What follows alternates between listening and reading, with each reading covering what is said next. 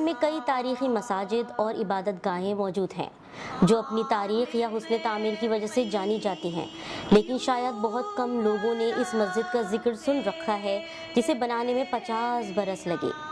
یہ مسجد رحیم یار خان کی تحصیل صادق آباد کی مرکزی شاہراہ پر واقع ہے، لیکن آج کل یہاں سے گزرنے والے مسافر عام طور پر نزدیک بنی نئی موٹر وے پر فراٹے بھرتے یہاں سے گزر جاتے ہیں۔ تاہم پرانے وقتوں میں پنجاب اور سندھ کی سرحد کے قریب واقع اس مسجد کو دیکھنے لوگ دور دور سے آتے اور یہاں سے گزرنے والے مسافر بھی اس مسجد کی زیارت کو لازمی سمجھتے تھے۔ یہ ذکر ہے بھونگ مسجد کا، جس کے ڈیزائن، طرز تعمیر اور خوبصورت خطاطی کی وجہ سے سن 1986 میں اسے آغا خان ایوارڈ برائے اسلامی فن تعمیر بھی دیا گیا۔ لیکن اس مسجد کی تاریخ کیا ہے اور اسے مکمل کرنے میں اتنی دیر کیوں لگی؟ ایک روایت کے مطابق اس مسجد کی تعمیر میں اتنا عرصہ اس لیے لگا کہ علاقے میں یہ بات مشہور تھی کہ اسے بنوانے والے رئیس نے اس مسجد کو اپنی زندگی کے دوران جان بوجھ کر مکمل نہیں کروایا۔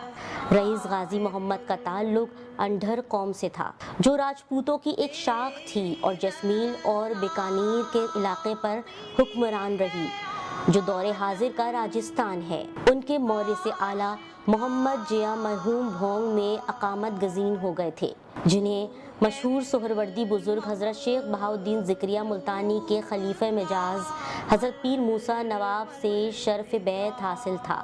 ان کے خاندان کی دوسری شاخ سکر میں قیام پذیر ہوئی، جس کے سربراہ شیخ احمد تھے۔ یہ بھی حضرت پیر موسیٰ نواب کے مرید تھے۔ انہوں نے عملاً فقیری اختیار کر لی تھی، چنانچہ شکارپور، پنو عاقل اور گھوٹکی میں ان کی درویشی کا سلسلہ اب بھی قائم ہے۔ قیام پاکستان کے وقت اس خاندان کے سربراہ رئیس غازی محمد تھے۔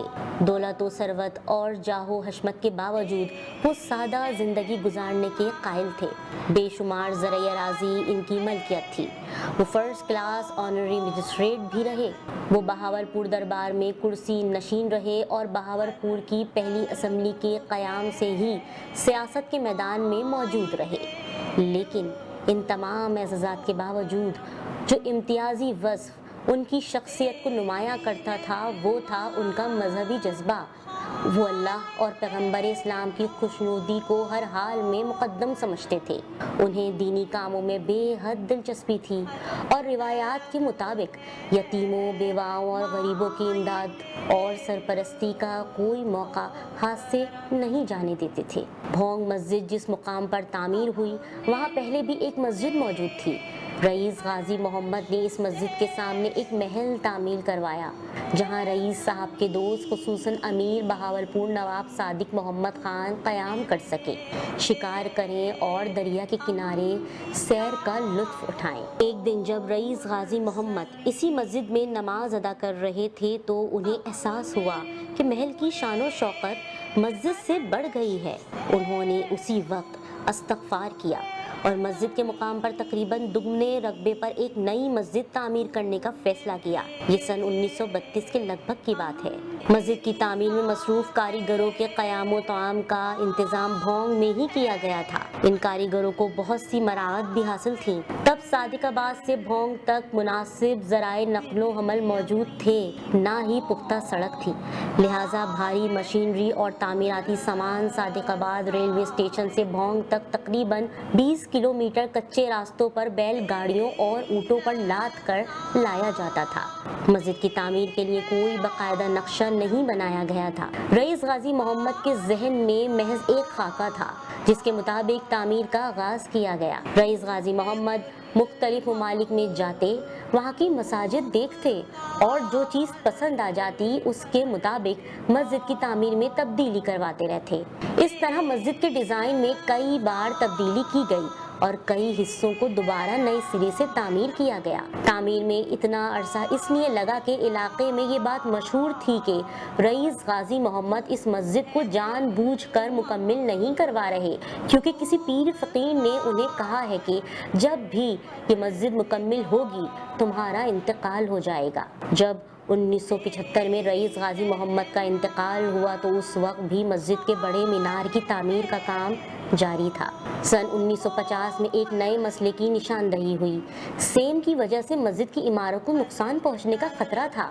इस खतरे के पेश नज़र तब तक बनने वाली तमाम इमारत को गिरा दिया गया और 20 फीट बुलंद एक चबूतरा बनाकर इस पर नए सिरे से मस्जिद की इमारत तामीर की गई। इससे मस्जिद की पायदारी के साथ खूबसूरती और जलाल व अज़मत में भी इजाफा हो गया। सरदार रईस गाजी मोहम्मद खान की खिदमात के एतराफ़ के साथ साथ इन कारीगरों की खिदमात को भी खिराज तहसीन पेश किया गया था, जिन्होंने इस मस्जिद में अपने फ़न का एजाज़ दिखाया था। इन कारीगरों में हाजी रहीम बख्श, मिस्त्री फैज़ मोहम्मद, अल्लाह दवाया, नबी बख्श, हाफिज अनवर, फैज़ बख्श, वाहिद बख्श, रहीम बख्श, सैयद शाह गुलाम महमूद, अब्दुल गनी, अल्लाह बख्श और अहमद बख्श के नाम शामिल थे। ये सनद भोंग मस्जिद में आवेजा है। भोंग मस्जिद में एक मदरसा, एक लाइब्रेरी और हुजरा भी मौजूद है, जहाँ रईस गाजी मोहम्मद इबादत किया करते थे। मस्जिद का मरकजी दरवाज़ा मुशahhid में इमाम रजा के मज़ार के सदर दरवाजे जैसा है। दरवाजे से अंदर दाखिल हो तो लाहौर के शालीमार बाग के अंदाज जैसा एक वसी और अरीज बाग है, जिससे गुजरने के बाद मस्जिद की सीढ़ियाँ शुरू होती हैं। सीढ़ियाँ चढ़ने के बाद मस्जिद का सहन शुरू होता है, जो संग मरमर और संग सियाह से आरास्ता है, जहाँ एक वक्त में 2000 से ज़ायद नमाजी नमाज अदा कर सकते हैं। मस्जिद के मरकजी गुंबद में नीले रंग की टाइलें लगी हुई हैं, जिन पर मीनाकारी और गुलकारी का निहायत नफीस काम किया गया है। 14 अगस्त 2003 को हुकूमत पाकिस्तान ने सरदार रईस गाजी मोहम्मद को उनकी इस खिदमत के एतराफ़ में बाद अज़ मर्द सितारे इम्तियाज़ का एजाज़ अता किया और 12 मई 2004 को हुकूमत पाकिस्तान ने भोंग मस्जिद की तस्वीर में मुज़य्यन एक यादगार डाक टिकट जारी किया।